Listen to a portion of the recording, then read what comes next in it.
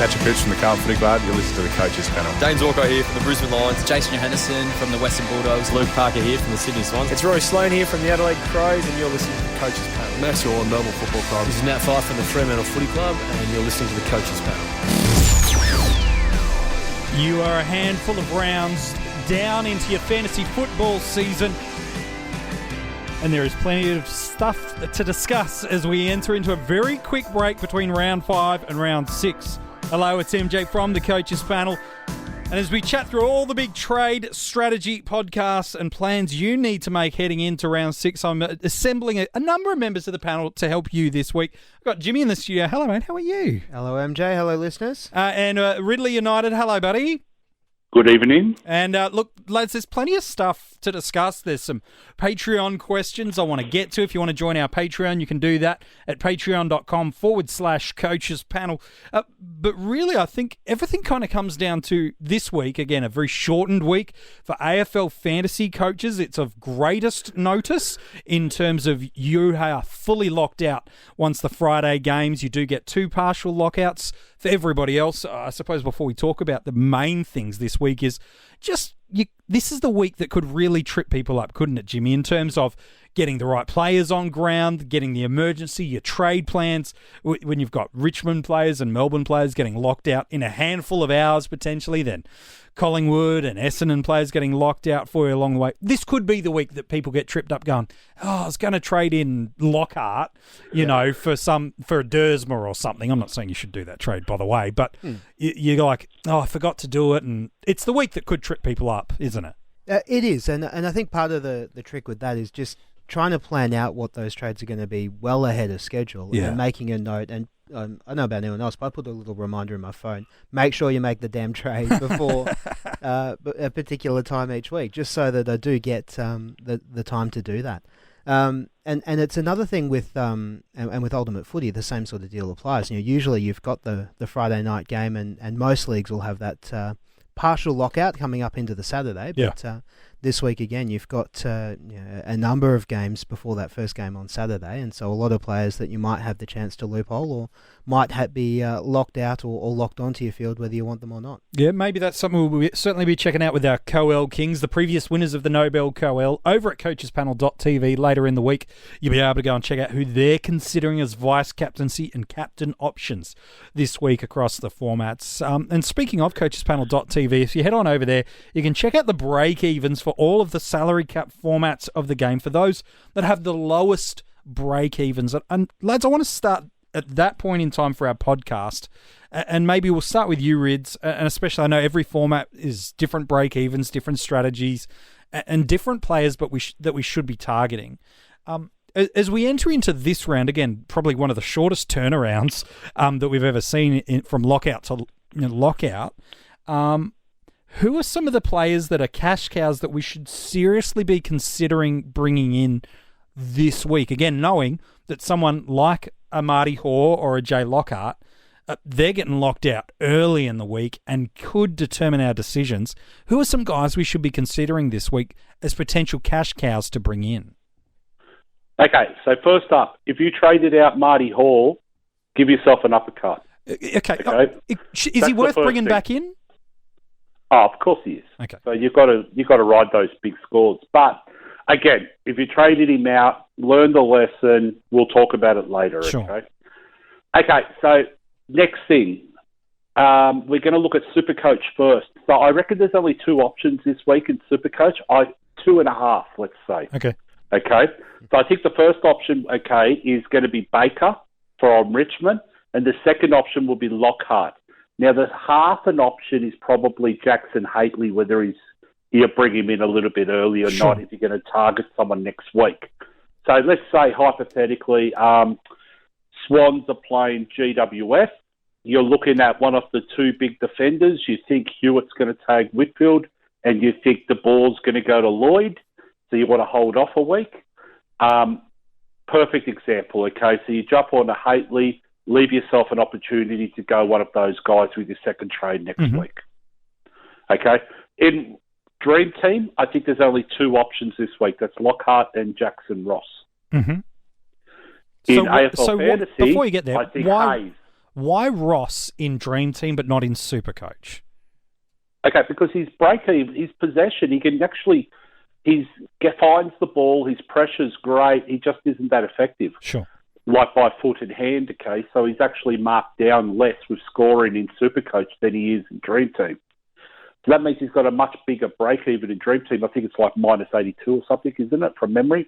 Whereas over in Supercoach, it might be minus 50 or something. Yeah, minus 76. So where's the difference then between, again, I know you want to talk about AFL Fantasy in a moment, and you've kind of alluded to Will Hayes being the option there, but someone like a Lockhart who you talk about, it's got a break-even of negative 30 in Supercoach. Ross has got a break-even of negative 76, and there's about 15 grand difference. What for you is the clincher to say Lockhart's a greater priority as opposed to a Ross this week in Supercoach? So I'm just going to throw the question straight back at you. What do we look for in a rookie? We look for scoring potential, Sure. And we look for, what's the other thing? Job security. Thank you. So Lockhart, okay, was signed late. He came pretty much straight in the first game when he was available. He had a couple of games. He went out injured. As soon as he's been available again, he's come straight back into that team. Good so I think his job security is through the roof. Nice. Okay, that's fair enough too. And then AFL Fantasy, I kind of cut you off there, but Will Hayes seems to be, was he your number one trade-in priority? Yeah, I think he is this week. I mean, he's under 200,000. He's in the midfield. We've got a couple of real nice DPP additions with Gibbons and Atkins and Stack. So we should be able to go a forward or a defender with the rookies that have been maxed out a little bit to a Hayes and actually make a proper upgrade with the second trade this week. I'm curious when we're talking about AFL Fantasy, again, a lot of coaches probably own a Sydney Stack. He's quite a highly owned player, so he's probably getting released into the back line for coaches this week, picking up that defensive status.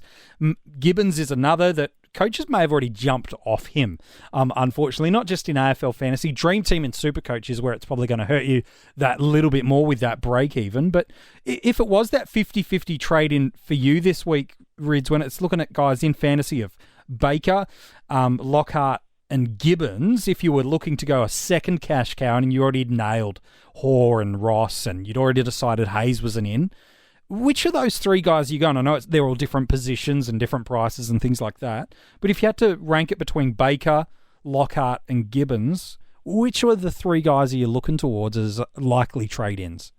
Well, Gibbons, Lockhart and then Baker in that order. Okay, so Gibbons reverse. has got the massive job security. We're starting to see him move into the midfield slightly more. We always thought this, didn't we? Earlier on in the year, we were like, don't panic with him, don't panic. Like, the whole idea of Gibbons is when he's down that one level lower, he's a midfielder. He's a pure mid. Yeah. He won the VFL last year as a pure mid. He's got that awful forward pressure pocket role that we hate as fantasy owners. But we always knew he had an extra string to his bow that he could push up the ground and he could actually play midfield. So we've seen that now. We've seen him play that half-forward role moving up, and we've seen him hit centre bounces now. Like, I think there was 4 attendances on the weekend. Yeah. Now, moving forward, I think he's going to play more and more as the Carlton mids get more and more tired because they're still kids. Yeah. Radio. They don't have the Gibbs. They don't have those sort of older players anymore to go through those positions. Murphy's out on a wing. They've got Petescri Seaton playing through the midfield. Yeah. They've got Kernos They've forward. got Fisher. They've got all those sort of guys, okay, playing in the midfield. They're still kids, so they're going to get tired. So Gibbons is going to be required to go through the midfield at times. I think he's now won that role. He's won the confidence now. Yeah, no, it's fair enough. And Setterfield Lockhart. I've seen a couple link a bow between Setterfield being out and Gibbons getting that opportunity now, but I think, as you said, that's going to be more likely his to keep going forward now that he's starting to show he's actually halfway decent at it. Well, I don't think Setterfield's set the world on fire anyway, has he? No, not at all. So, I mean, the only reason why I would be a little bit worried is if a Matthew Kennedy came back into the team where he's actually a pure mid, whereas a Setterfield plays like he can play a taller half-back, half-forward type position. Yeah, he's very versatile. And he's also been a tagger as well. We've seen him go to Rockcliffe a few weeks ago. So he's been one of those versatile types. So, I mean, But, I mean, he hasn't set the world on fire playing any particular role yet. So he hasn't actually locked down a role, whereas Gibbons, I think, what is he, mid-20s, mid to low 20s? Yeah. He's more mature. He's already been through those pre-seasons at VFL level, which are pretty decent, and he's actually built these fitness up now to be AFL standard. Yeah, no, it's very true. So I guess then, if those are the targets to kind of look at for this week to trade in, Jimmy, we sat here this time last week going, gosh, it feels like the cupboard's bare with cash cows. There were guys, we knew that they were going to get games at some point in time, and it just so happened that guys like a Will Hayes got his opportunity and certainly did more than enough, I would suspect, from a Bulldogs perspective, while not being in the inner sanctum of the Bulldogs, to think, they were disappointing on the weekend, but it's not his fault. He certainly played his part in that. Then you look at guys like a Jackson Hately, who probably was likely for round one if it weren't for some tonsillitis that knocked him out of the game, and now Callum Ward's out for the year. You'd think he's going to get every opportunity through the midfield. They're just two of the cash cows we got on debut last week. Yeah. How do we start to look at them for maybe more for Dream Team and Supercoach, because Rids has talked about Hayes probably being the number one target this week in AFL Fantasy. How do we start to forward-proof these guys and go, okay, is one more a viable option in another format? Are they all viable in every format? How do we look at these guys that are on the bubble, not this week, but next week? Yeah, and that is the trick, that both of those two look like they are going to be potentially two of our better cows coming up in the near future, and they're both on the bubble at the same time. And so we've got to sit here now with a very, very short break between rounds and decide, are we going to go early on one of these two guys this week? Are we going to take a double downgrade to get both of them next week? Or are we going to let one slide or pay a premium for him a little later on? So if you're thinking that you're going to need both, that's a decision you need to make really quickly now. And because I'll get some of your thoughts on this, Rids, in a moment, because we'll talk about in just a moment. There are some premiums that are really, if it's not this week, it's probably next week, that are going to pretty much get really close to hitting to that there or thereabouts of their basement. Guys like a Rory Laird is while he's probably not that big 105 defender anymore, he's primed for the picking. A Jackson McRae in the next 1 to 2 weeks if you don't have him. Due to that lower score last week, he's not too far away from getting even a Patrick Cripps, even though he amassed billions of possessions last week with that low ton in Supercoach. He's, just because of the high pricing of him there. Angus Brayshaw, has been a little bit quiet the past fortnight. Clayton Oliver as well. Clayton Oliver, again, we'll talk about whether they're the right targets in a sec. Franklin in Supercoach is another who's going to be very cheap very soon. Yeah, Menegola. Again, not saying these are the guys you should be going for, because we'll get to that in a moment. But they're worth looking at. Rids, how do you juggle that priority when you know there's premiums you want to get? How do you choose to identify, and again, I know it's a planning conversation, but how do you identify that conversation of, okay, there are cows on the bubble this week that I want to get. You've identified a couple of good ones. There's some guys that have already made money that we probably want to get, like a Marty Hoare, and yet in a week or two's time, there's another bunch of them. How do you make that priority of choice and not just do downgrade constantly? Well, the thing is, okay, I think we're going to have to do downgrade constantly over the next 2 weeks, because I hate to say it, but we were right last week. The cupboard is bare. Unfortunately, they've all come at the same time again. Yeah. So it's absolutely painful for all of us at the moment, because, as Jimmy was saying, with a day's break, we're going to have to decide, especially with a Lockhart and a Ross and the young fella up forward, Baker, who are playing tomorrow night. We've got to decide whether we're grabbing them or not even knowing the rest of the teams for the weekend. Yeah, that's a really concerning thing for coaches, isn't it? Going, okay, I'm going to get in AFL Fantasy. Let's run that in that scenario. Going, okay, I'm going to trade in Will Baker this week, but I'm also going to trade in another player. Maybe you're trading out somebody. You're going in blind in this week with your trades. It's dangerous. It is, and the thing with that too is you're going in blind, but you're also going in blind on which rookie you should be trading out to get it as well. And I know we're going to talk a little about that in a minute, but if you're looking at a number of cows that you've got that are there or thereabouts at the point, let's say Jordan Clark. Let's use a name. Yeah. Well, let's use Clark and Dersma. Sure. Between the two, we're not going to know whether they're named or not at the time that you need to trade in Lockout. Yeah, sure. So if you're looking at Lockout and going, yep, I want him in my back line, I'm going to cut one of these kids to get him, every chance that you could cut Clark, and then Dersman's not named, or if you cut he gets Dersman, a rest. Clark's not named. Yeah, you're not going to know which one, which makes it a hard thing to decide about bringing that kid in without knowing which kid to trade out. Yep. So, Rids, how do we So, go? Keep I was going. actually going to say something else as well. The other thing on top of all that, okay, is I don't think the midfield rookies have actually fattened enough. Like, a lot of them have still got a lot of growth left. That's right. So guys like Gibbons, okay, came out and had an absolute blinder on the weekend. Atkins has had 2 in a row now, okay, a very popular mid. We had Constable, who was rested last week, and he's still got another 100,000 plus to make. Yep. We've got Walsh is still -1, -2 break evens across the formats, and he's 500 plus in some of them. You're running him to the bye, aren't you? Just quietly. Oh, it's going to be hard not to, isn't it? Yeah. Like, I mean, I know people are going to say, "Oh, well, he's a perfect M8 candidate." I don't think he is, because like the whole idea is like the rookies will slow at some point. So you go and jump on like a Gaff or whoever, McRae or whatever for 100,000 at the end of it. Yeah, that's awesome. awesome. It's been an amazing run. Like, I mean, like, but that's what we were saying earlier on in the pre-season. Like, I mean, the history said the number 1 draft picks never made a hell of a lot of money. This guy's actually defied all odds and done it, absolutely, which has been absolutely amazing. But you can't get stubborn or anything. You've got to jump on them as soon as you realise that, hey, this guy might be the real deal. Yeah. And you've got to jump on these guys.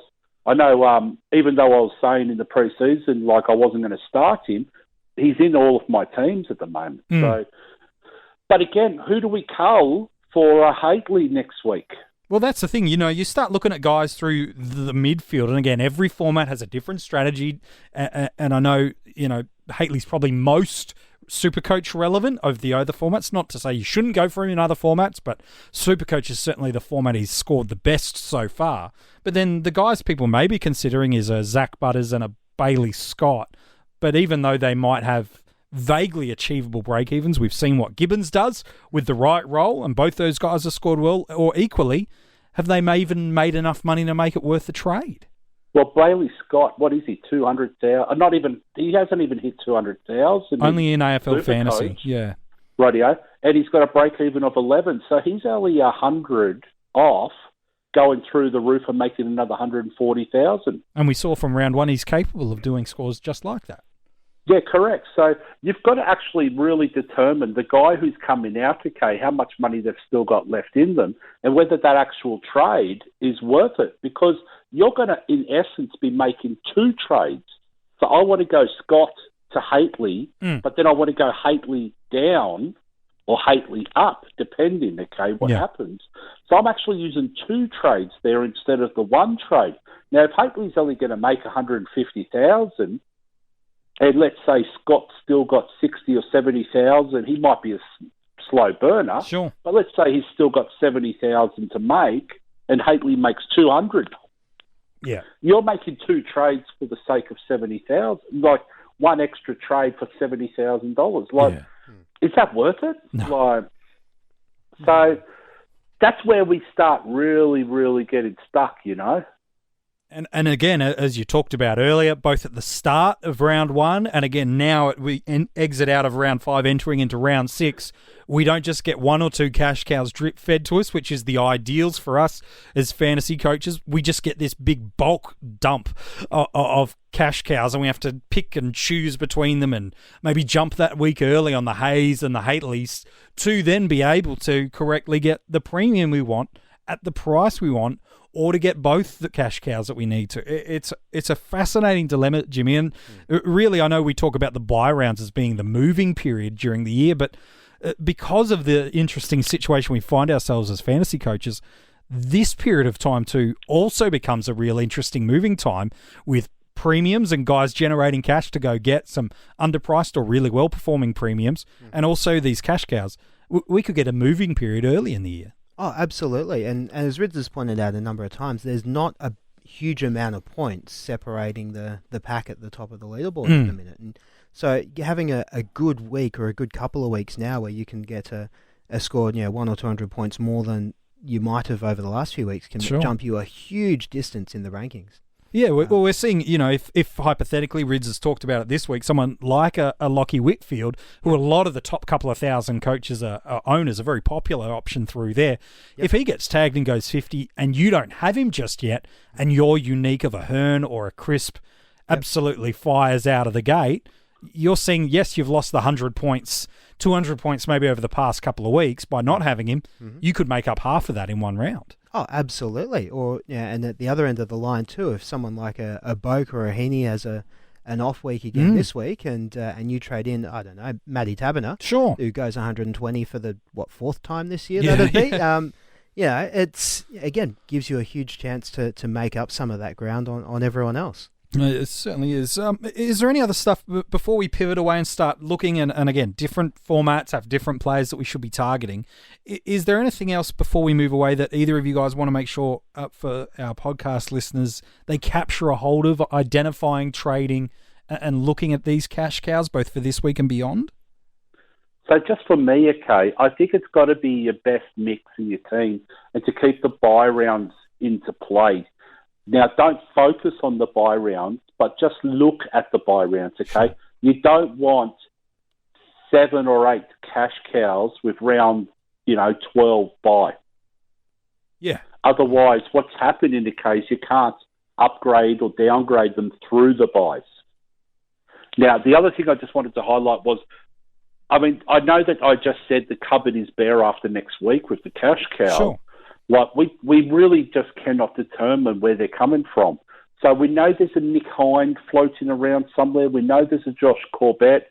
We know Tom North over at Fremantle somewhere. Bewley as in well. The picture. Yeah. Bewley potentially. Sparrow will get on the bubble again at some point. Yeah. Nash will come some through. Point in time. Yep, Collier Dawkins is there. there. But the thing is, between now and the bye rounds, we just don't know whether they're going to be here or not, because we're already at round 5 or 6, and it's like we've only had 2 spurts of them. You know what I mean? Like, we've had a massive spurt at the start with the Geelong and Port Adelaide guys, and now we've had this massive 3 or 4, 5, 6 appearing, over the course of 2 weeks. I don't know whether we're going to have a gap in between and go again over the buys or not. It's hard to predict. Well, and I think that's the point, isn't it? Is every year you can certainly see trends and identify guys that we did a massive article for our Patreons, over 50-page document for our Patreons, kind of looking through all the cash cows throughout the preseason and their job security, their roles and potential scoring. And you can go and get that as a Patreon member and check that out. But you're right, you just can't predict when guys are going to come, when they're going to go, when injuries are going to hit, when sides, someone like a Liam Baker, for example, and there's some questions I want to talk about Baker, Stack, and Ross. All of those 3 guys, we've known they're talented kids, but no one probably would have predicted they'd be playing 2-3 games this earlier in the year. But a couple of injuries to some key Tigers open up these opportunities.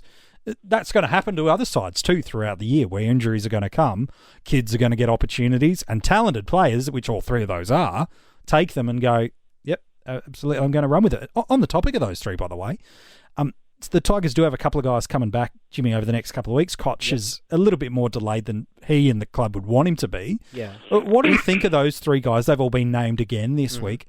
What's the long term, and I mean 4 to 5 weeks long term, security of each of those 3 guys? I know how long's a piece of string is really the real question there, but are they doing enough that you as a Tigers fan, objectively of course, so you're not talking about Tom, well, we're not talking Tom Lynch, so it's going to be fine. Can you see them being around in round 10 in the side still? Oh look, they could be. They might be out for a week or 2 in between though. Sure. The other thing too. The Tigers do have a number of players to come back in, and so that in itself has to put a bit of a question mark on that job security. The reason they got that opportunity is because of injury and suspension to key players. Yeah. So if they come back, someone has to give way for it, and often it will be, most recent in is the first one to come out again. But if they're playing their role and doing well, then it might be someone else that gets the axe instead. But it's very, very hard to predict, I think, at this point. The other thing, especially with the Tigers, we need to keep in mind is that those kids now have played a game only a couple of days ago, and they play another game. With 4-day break. 4-day break, and they're kids. There's every chance, and especially the way that a Ross gets a bruise with every possession. Yeah. And, Stack's not far off that as well. Are they going to be able to back up that again next week, or are they going to be given that chance to have a rest then if there's someone to come back in and take their place? That's the question mark there. And and as we were reeling off rookie names before, again we've got Naish coming up, pushing hard from the twos. Collier Dawkins is another highly rated kid that will get an opportunity at some point, and it might be a case where that happens sooner than we'd like it to from a Dream Team or Supercoach perspective. But we can't know. We're only guessing.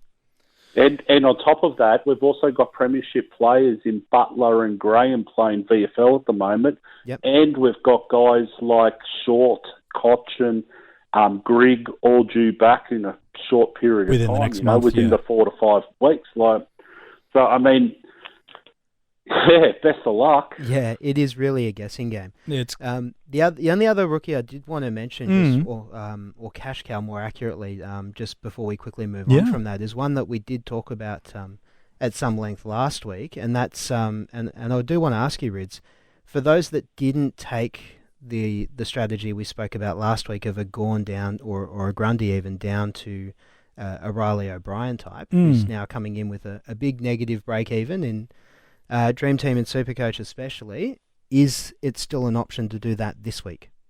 No. Why's that? Because Bruce is out. Yeah, gotcha. Okay, so you've got to weigh up your risk against the reward. Yep. So if you've missed that initial whatever money, 70,000, 80K, 80,000, whatever it was, okay, Gawn's suddenly going to be the first ruck against Richmond, where he's gone 140 the last 2 times across all the formats. You just can't take that risk because points are just so valuable at the moment. So, whereas last week it was Gawn and Bruce being in the same team, I just wouldn't make that trade this week. That's all. Yep. No, I tend to agree. It was a loaded question.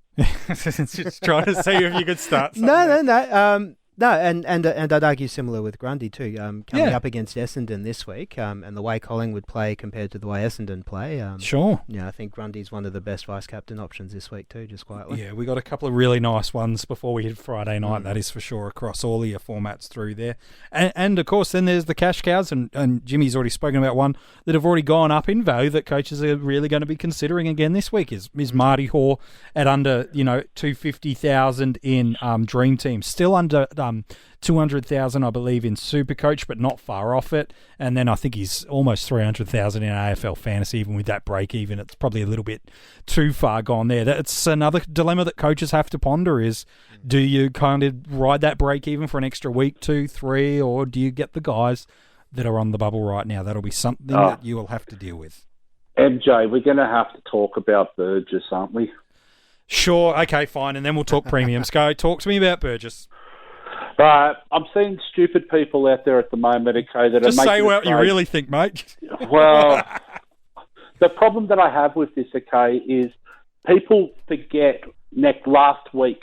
You know what I mean? Like the week before when they wanted to get the best rookie they could, and suddenly Burgess with his DPP was so useful, and I saw millions of comments, okay, across social media and everything. Oh, Burgess isn't really a scorer, but the thing is, he's so flexible with his DPP that I could swing him forward and back and bring in the rookie that I want all the time, yada, yada, yada. There's suddenly, there was a few injuries and suspensions last week, and a couple of people have to play him on the ground. Yes, he's an ordinary scorer. We knew that before the season started. But why are you trading him this week for 40,000 or whatever else not worth it. that you get a bank? It is not worth it. Cash in a Clark, cash in a Dersma, make that 150,000, and then what you can do is start building a kitty to start upgrading. You are wasting trades by going sideways, rookie to rookie, with guys who should not be on your field. I like that. So that's it. Yep, that's fair enough. Rant done. Not fair enough too. You talk about preparing to upgrade, and now is the time to start preparing to upgrade for us. You've had now in Dream Team and Supercoach, potentially after round 6, 3 price rises for you for your teams in AFL Fantasy. You've had them continuing on since round 1. It now starts to get to that point in the year where you should be looking to have generated the cash, got some cows coming through, whether it be through this week or next week. You should be looking at getting through some guys into your side, whether it be at a premium price, whether that's the right thing to do or not is another conversation, or some guys that are a little bit cheaper and offer you some value. So, Jimmy, who are some guys over the next 1, 2, maybe 3 weeks? Again, every format has a different target. Yep. And every person probably, depending on how they went into the year, maybe they went really mid-heavy or defensive-heavy. So going after a defensive premium, if they've already got 4 of them, it doesn't really matter to them. No. But who are some guys that this week and maybe the next fortnight after that that coaches should be going as their primary upgrade targets at this stage right now? Yeah, sure. I think one of the first and most obvious candidates is one that I think we all penciled down at the start of the year to be looking at it about this time, and that was Josh Kelly. Yeah. He's not necessarily any cheaper than he was then either, Sure. but we all looked at the fixture and thought, right, from here on in, how good is this kid going to be? Yeah, Swans this week and then it opens up. Exactly right. So I think if you've got the opportunity to do that, I think he's one that would be very firmly top of mind, I think. Across all formats too, or? Yeah, absolutely. Yep. He's if anything, he's perhaps a little better in Supercoach than in Dream Team. But last year I think he was a top 10 mid or thereabouts in that format as well. So and there's no reason to think he may not be this year either. No, fair enough too. Yeah, fair enough too. What about for you, Rids? Who are some guys that, and again, I'll get some more from Jimmy in just a moment, but some guys that we should be looking at and going, yeah, you're ready to pounce on. Who are some guys that we should be looking at this week? This week, so this week, okay, specifically, I've got Jack Crisp on the top of my list. Okay, is that for any specific format or all of them? Well, it doesn't matter. He's cheap everywhere. Yeah. So, and the other guy I've got is for in 2 weeks' time, and that's Robbie Gray for Supercoach, who's going to be about 400,000. Yep. Oh, very nice. Yeah, you'll take that to the bank. I think Buddy's getting very cheap, and I think Heath Shaw's getting cheap too, isn't he? They are indeed. And So, I mean, at the end of the day, Kay, how much is it going to cost to go Scrimshaw to Whitfield? Oh, depending on the format, like Let's say 300-400. Let's call it Dream Team, okay? Sure. So Scrimshaw is 370,000, okay? And what's Whitfield? Whitfield's 826. It's about 400 plus in every format, pretty much. 450,000, okay?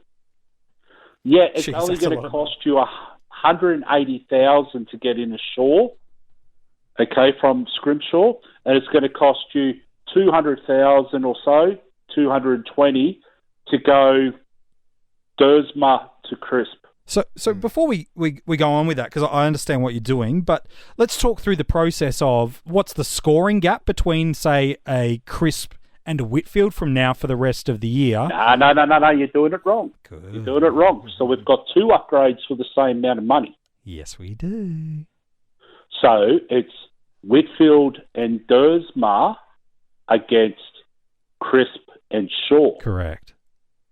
Okay? And people have to start thinking through that, because what that does, okay, is it means that later on down the track, when you need to get to a Whitfield, you can go again from a Smith or a Handley or a Williams or whoever you want to get to Whitfield, okay, which again is 200,000.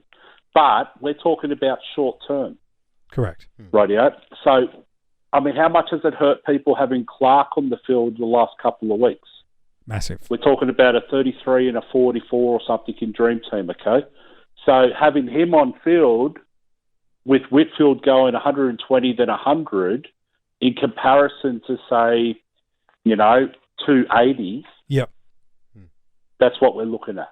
And sometimes you're right. I'm sorry, I deliberately set you up there, so that's my bad. But sometimes that's the logic we do, where we go the first top line response, which is, there's this guy, there's this much gap, there's this much money, therefore I have to get this person. We don't think through the 3 or 4 other trade variables and 4 other plans that can come through, not just that 1 week.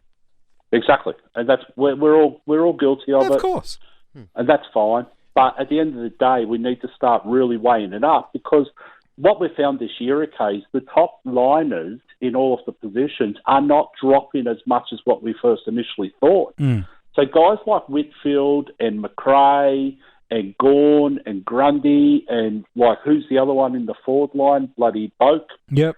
Radio. In Dream Team, let's look at Dream Team specifically. They're all 700 plus to 800, 820, 850. Okay, so trying to get a rookie that's not named Walsh or Constable to them is almost going to cost you double what that rookie is in price. And we're not seeing, any cows coming through to downgrade to, with the exception of the last couple of weeks, okay? And even then, we're not talking about good, decent job security or anything like that. We're just grabbing anything that comes along. And then, I mean, how do you get that 300, 400,000 on a downgrade when you're paying 185,000 for Haitley? Yeah, exactly. It just doesn't make sense. Yeah, it is. So Jimmy, I'm fascinated. What do we should be looking at then as coaches? Should we be looking at these guys that are at big peak price right now? Should we be going, they're the best of the best, I need to get them, and this is the way to do it, through the 400,000 cash generation? Yeah. Do we need to look at it of going, like we've talked about, no, grab the value now, and then in 3, 4, 5, 6, 7, 8 weeks time, whatever it is, use the other option to jump up? Is it wrong to overinvest? Feels like I'm loading the question for you. Is it wrong to spend that 400,000 to go get that big dog now? Is that wasting money, or is it better to go as Rid's suggesting, or is suggesting as an option? Go the cheaper choice. Look, it's a team balance question again, because as we said, we can't look at just one player versus one player. And if you're making 2 trades in a week, you need to look at both parts of that equation to work it out. And especially if we use that example that Rid's put out before of Whitfield and would we say Dersma versus Crisp, and Crisp, with the style of play that Collingwood have and the way they like to chip it around at the moment, his ceiling is as good as Whitfield's comfortably. Absolutely. He can score. He doesn't every week, but he can. Essendon at the minute, these last couple of weeks, have been trying to play that Richmond fast-paced, move the ball forward at all cost style of football. And we saw what happened when Collingwood came up against that a few weeks ago. Yeah, that's true. They hold on to it, they chip it around, they play keepings off. And so this week is more than any other, I think would be a very strong chance that Chris will go at that sort of level. Yeah. GWS playing Sydney, he's sure no reason he couldn't do the same. Yeah. So from that perspective, yes, there's a certain level of comfort in getting Whitfield and having him sit there, and but you're spending a lot of money to get him. It's a hard thing to go and do that right away. And how much does that cripple you in terms of other movements, and what does that allow you to do or not allow you to do next week if you go spend your whole bank now? And that's exactly right. And you've got to look at it, okay? So we're saying Whitfield's not going to average 120 this year. So at some point he's going to come down, okay? So let's say if he averages 110 for the year, and we think Crisp is going to average 90, well, that's only 20 points a week difference, isn't it? Whereas you're paying 826,000 compared to 560 or 580. Like, there's a massive difference in price. It's huge. Like, and we're talking anywhere up to 40 points, at some of these, like, scenarios. Like, I just mentioned Robbie Gray before is going to be 400,000. Yeah, like, in Supercoach, it's insane. Yeah, Supercoach, like, it's insane. Buddy's going to be close to that, and we're seeing it all over the shop, though. And, like, on top of this again, and I know that this is fraught with danger, okay, but Toby Green is still sitting there at 430,000 in Dream Team. Yep. I can't get my head around it, because we're saying GWS has got this massively good draw, yet we're not looking at Shaw or Green or someone like that with this massively good draw coming up. No, it's very, very true. So let me throw a couple of names out to you of guys that have, for one reason or another, not had the scoring start to the year that coaches will have predicted. And maybe you're an owner of it and a little bit frustrated. The other side of it is for you is if you're a non-owner, they could be really enticing targets to you. We've talked about Robbie Gray in Supercoach, so I won't use his name there. But let's use another forward. Jimmy, you've mentioned him once or twice over the past couple of weeks. Lance Franklin. In any of the formats, boys, is Buddy a trade-in target over the next couple of weeks? I think you have to look at him in Supercoach. Yep. We know how good he can be in that sort of format, and and you're showing glimpses of form in the last few weeks too. So he's and if he's sitting there as your F6 at the end of the year, that's not terrible. That ceiling he's got can win you. Yep. What about for you, Rids? Which one? Buddy.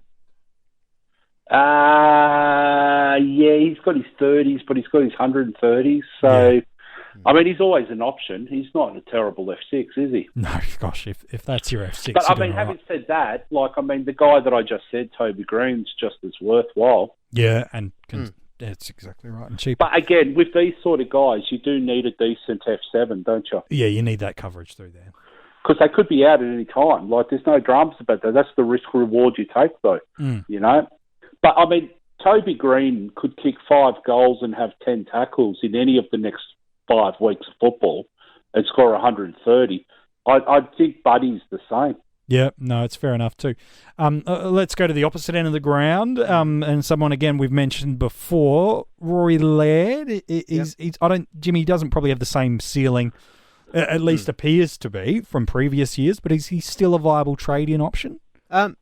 He is. The thing with him is, like you said, appears to be at least, and it is only a few rounds of data that we're working off. Yeah. Is that, he appears to have lost that ceiling. He's still likely to be in that upper bracket of defence options for the year. However, if he doesn't have that ceiling, and with the amount of people who do already own him, his ownership percentage is very, very high. I don't think that makes him a priority to trade in. Adelaide's draw is good, and there's every chance he could increase his scoring over the next month. But he's a guy that I'd be prepared to take on at this time of year, given how many people do own him. I don't think it's the type of aggressive trade where if you're looking for value, I'd rather be looking at a Crisp or a Shaw that Rids mentioned before. Are you in a similar position there, Ridley? No, I'm actually the other way. I'm 100%. I think Laird's right for the picking right now. I know people are saying, okay, that he hasn't got the ceiling anymore, and he only looks like a 90s player and stuff. He's averaging 95.8 in AFL Fantasy and Dream Team, and he's playing terrible football. Yeah, I think he's averaging 94 in Supercoach. Yeah. What happens when he starts playing well? Oh, that's it. There is every chance that could come back to bite, but just on the, as I said, a very short data sizing so far. You're saying you're happy to take him on based on the ownership? Just because of his ownership is the reason I want to take him on, Okay. Whereas I'm saying jump on him because he's the one guy that could hurt you in a matter of a month, like no other. 100%. So that ownership is over 30%, which is my cutoff point. Mm-hmm. So when it gets over 30%, and if your dollars-wise are looking good and cheap and value, and you're averaging a lot, it's time to jump on if you've got a good draw. Yep, fair enough too. A couple other names I'd like to throw out before we head over to some of our Patreon questions. Clayton Oliver. Is that a little bit of a quieter start to the year than coaches that have jumped on him? I mean, Supercoach, he's averaging 100 still, so it's certainly nothing to bat any eyelids about. It's nowhere near what coaches were probably expecting, a 110 average for the year. I think it's a very similar average in AFL Fantasy and Dream Team with a 101 through there. So not having a shocker, but certainly a little bit under what coaches might have been hoping for. Is he worth going after now? How do you think a potential Viney absence might help or hurt him?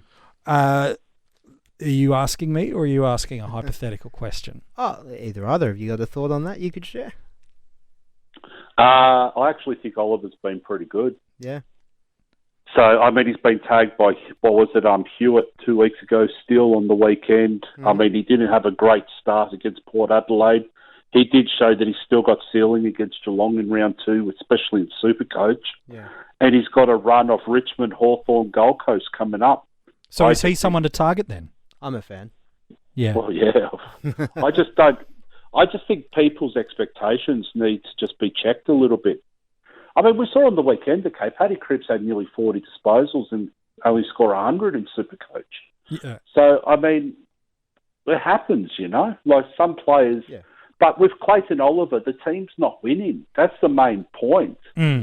If they start winning and get the ball to him a little bit more than what they have, this this kid's like, he's already averaging 100 in Supercoach and not far off that in Dream Team in AFL Fantasy.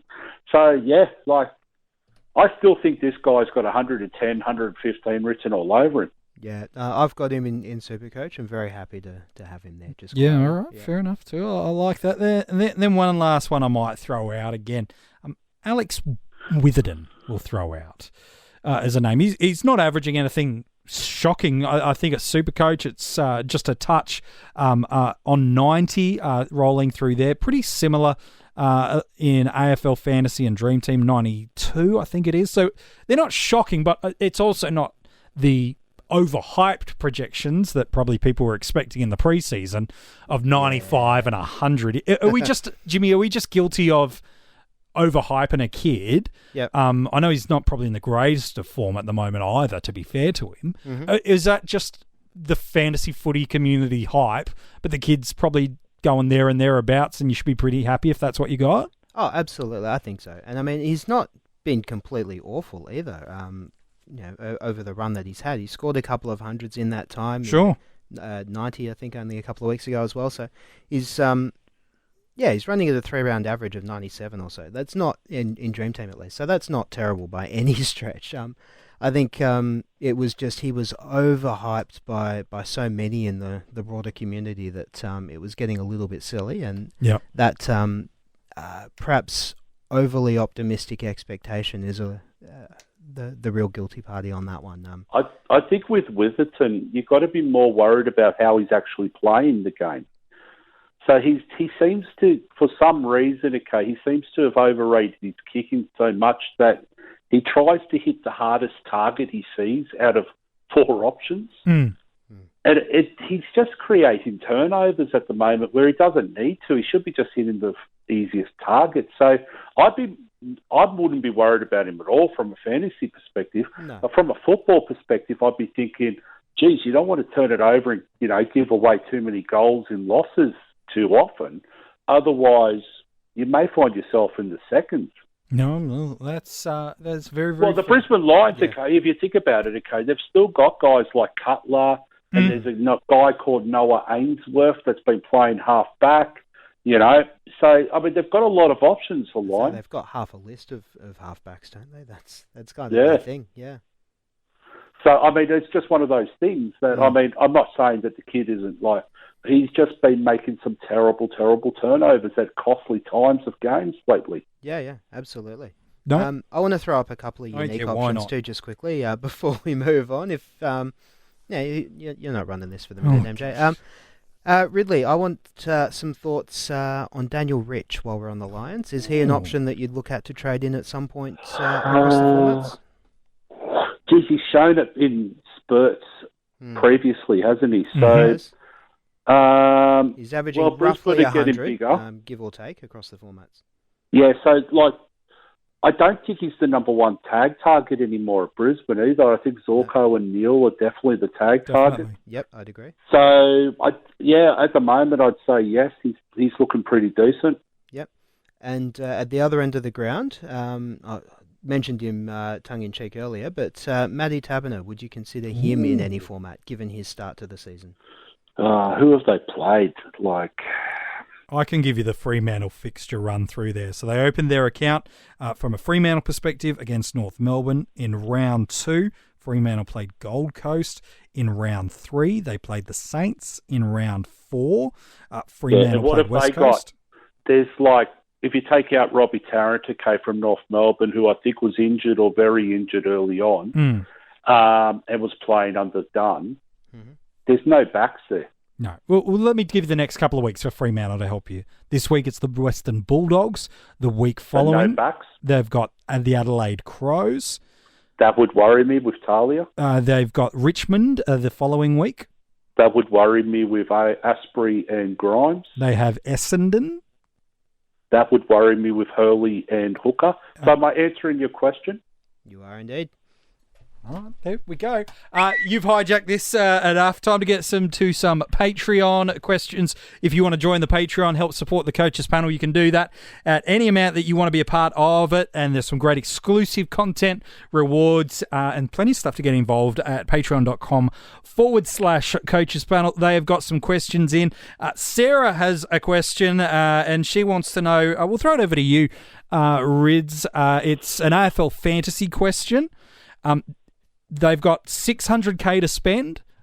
Wow. They, in terms of what they can absolutely get a player up to 600,000, not 600,000 in the kitty. DPP movement allows them to go and get anyone in any line. Is there anyone under 600,000 that they should consider trading in? I'll give you some thinking time and just share guys that are under 600,000, the top 10 scorers: Sam Walsh, Tom Liberatore, Zach Jones, Jack Bose, gosh, he's been good, Jack Nunes, Warpedo, Michael Walters, Jamie McMillan, and Nick Newman are among the top scoring guys that are under 600,000. Then you've got Tom Lynch, Papley, McCluggage, Sam Satrowski. Like, we could keep going all day. Is there anyone under 600,000 in AFL fantasy you could tell Sarah is a good trade-in target this week? This week? Well, I like Nick Newman. He's averaging like 90, isn't he? He's struggling along just all right, is young Nicholas. Yeah, so, and I mean, he's getting more and more used to that Carlton makeup in the back line. I just wish they'd use him a little bit more. Like, for some reason, like these old farts like Daisy Thomas and bloody Cade Simpson seem to want to get hold of the ball and just run and bomb it. Like, it'd just be a little bit smarter if they give it to someone who can actually kick it and make a decision. Newman would be the guy out of that list. I would, like I mentioned him earlier, I don't think there's anything harm jumping on Heath Shaw after this week either. Yeah. I just we know he goes on runs, MJ. We know it. We ever? Know that GWS run. I know you love telling us draws. Tell us the next 5 or 6 weeks of GWS. Oh, you just love it when I get on the runs, don't you? Actually, that sounds horrible, doesn't it, when you put it like that? They got Sydney. You said get on the runs. You didn't say have the runs. That's true. They've got Sydney this week, but we do have audio of you saying that, so that'll turn into something great for us. After they've got Sydney this week, it goes to St Kilda. Then they have Hawthorn in round 8. In round 9, they have Carlton. Round 10, they have Melbourne. Round 11, they have Gold Coast. And then before their bye, they have the Adelaide Crows. It's not a bad run, is it? It's not bad. It's not a bad fixture coming up, that's for sure. All right, question for you, Jimmy, an AFL fantasy question. Mark wants to know, he's looking at bringing a couple of cash cows into his side, both that are sit on the bench. He's looking at the options. He's looking at 2 between Haitley, Ross and Hayes in AFL fantasy. Safe to say Hayes is probably the easy in of those kind of guys. Is it then with Haitley and also the other player he suggested there in Ross, or is there another player he should be considering when you kind of look at the break-evens through there, or are they the right guys to target? Well, we spoke in depth about rookies earlier. You'd probably get his answer out of that if he went back and had a good listen there. But look, I'm a fan of Haitley. If he's going to rookies, why not load up? A little bit expensive though in fantasy. He is. 270 odd. He is, but they all are. Well, we could get Lockhart at 70k cheaper. Oh, you could. All right, just trying to help you out, Mark. That's but don't forget, MJ, that there's no formula for AFL fantasy. So, I mean, it doesn't matter what price they are. They're all going to be like negative break-evens and obtainable break-evens for the rest of their life. Oh, well, fair enough, too. Nathan Ayres wants to know, it's a fantasy and dream team question, Rids. His question's more about, is it too early to go on rookies such as a Scott and a Clark? Is there still money to make out of those guys, or is it, time to move them on? No, see, the difference between... This is why it does my head in, okay? So the difference between Clark and Scott is the price tag that they're at. So Scott only needs a score of 60 to be in a negative break-evens again, or 50 or whatever. Clark is actually, when you downgrade Clark, you're banking 150,000 for it. Yeah. You know? So, I mean, that's the smart option. Like, yes, there's money to be still made from Clark, but the thing is, he's getting to the point in time where those drips and drabs are coming in, and he's only going 40s, and there's every chance he gets dropped this week for a rest with Jack Toohey coming back. Mm. Yeah, very true. I mean, I just think Clark is the obvious out this week, mainly because of that. Yeah, and the fact that we've got history over the past, week or so of their coaching staff prepared to look after young kids and manage their workload to get them through the season, which we saw with Constable. Top of that, how many times do we have to see a Hall come in and score a 90, or a Gibbons on the weekend score a 90 or 100, and that changes everything. These guys are one good game away $100,000. No, it's very, very true, and fair enough. Supercoach question for you, Jimmy, from John. He wants to know, is it too late to bring Sam Walsh in? His break-even tells you he's still got plenty of cash to make, but is the boat just too far gone now if you don't own him? No, look, I mentioned it last week as well. With the price he was at and the scores he was getting and the break-even he had, there was still some decent money to make. The thing that we've got to look at him now, what's his price now? MJ? Well, in Supercoach, it's 409,400 with a break-even of 3. Yeah, so there's still some money there, but he's going to need to keep scoring those premium level scores to be able to make that money. The other thing too now is at 400,000, you've got to compare him to other options at a similar price tag, and think about whether they're going to be able to deliver better scores as well. Because I think at that sort of level, you're not just looking at the money they can make, but about how well they're going to be scoring for you on field, because you're not parking that on your bench on any given week. No. And the other thing is, how are you getting him in? Yeah. Is it from a premium? Out to get? Yeah.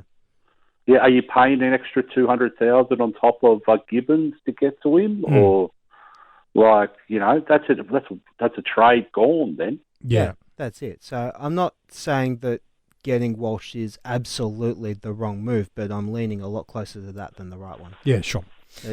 All right, fair enough. AFL fantasy question for you, Rids. Last couple before we wrap up this episode. A lot of AFL fantasy questions today. Get into it, Supercoach Patreons. Is which cash cow should be targeted as the trade out option? And he's listed 5. Dersma, Butters, Scrimshaw, Clark, or Parker. Of those 5, give me maybe the top 2 trade out targets. Well, can we just take Scrimshaw out? I don't even know why he's included in there. Right. Why is that? Well, because he's going okay. Yeah. So why would you trade out Scrimshaw? What's his break even? In AFL fantasy? Yeah. Well, I was about to say, seeing as though that's the format that we're talking about, I might as actually give you the advice for that. The break even in AFL fantasy is 26, and he's priced at 371,000. Yeah, so he's got another, and he's got Carlton this week. So I don't even know why you're thinking about Scrimshaw this week. So Clark's the number 1 option at this point in time, and then just toss a coin between the Port Adelaide guys. But again, I'm trading out Dersma and Rosie this week in AFL fantasy. And is it because that gets you to the players that you want, or you just feel it's about time? In Dusty and Hayes. Yeah, right. So I just like that. I just like that combo. Yeah. And it feels right. I like it. Yeah, on any given week, I think Dusty scores just as much as the other 2 that I'm trading out. So. Yeah, all right, fair enough too. Hey, that wraps up all of the Patreon questions. A lot of them are cash cow related, so the good news is you can always go back, recheck out the very start of that podcast where we were talking about identifying the right ones, getting the right times, looking at those guys to kind of help you out and get you through there. As we kind of wrap up the episode, we kind of got the last real question that we've got is from Stephen. He wants to know about a vice captaincy loophole option this week for AFL fantasy. That is Richmond take on Melbourne and Essendon take on Collingwood. For Supercoach, for Dream Team, every week you get the opportunity to have 2 bites at the cherry as the captains, whereas for AFL Fantasy, it's one of our last couple of weeks we get this. This is, in fact, the last week we get it up until really the multi-bye rounds. So Richmond take on Melbourne, Essendon take on Collingwood. Knowing that matchups, Jimmy, is there a player or 2 players we could look at to go, look, that's a pretty good vice-captain option for us through there? Gawn and Grundy. Pretty easy. Yeah, would be the first 2. And if for whatever reason you don't have either of those, then a Collingwood midfielder.